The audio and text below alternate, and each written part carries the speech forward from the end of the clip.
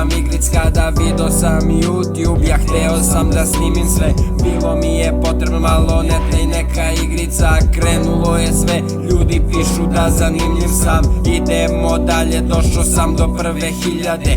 Kanal mi raste, ljudi me vole, vidim sve i neću da stanem. Neće niko da me spreči, ovo moj san je. Idemo jako jer znam bit ću veći. Podrška ćaleta diže me u visine, mnogo mi znači kad kaže tako treba sine.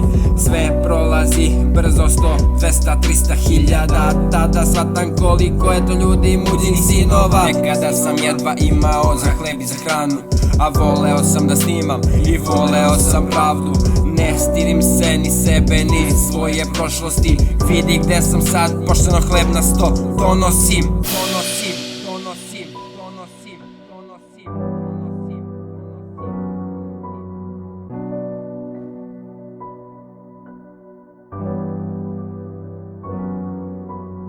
Teško mi je padalo kad prozivali me u školi.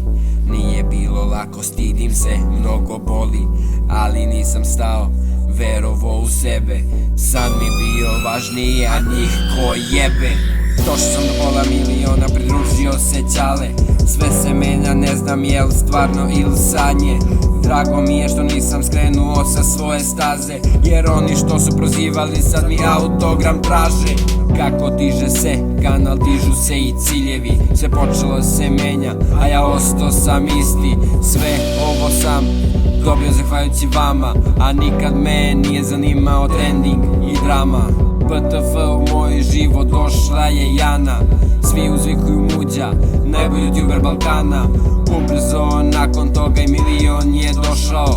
Ovo je moj san, ovo je moj posao. Volim vas sve, jer zbog vas postojim.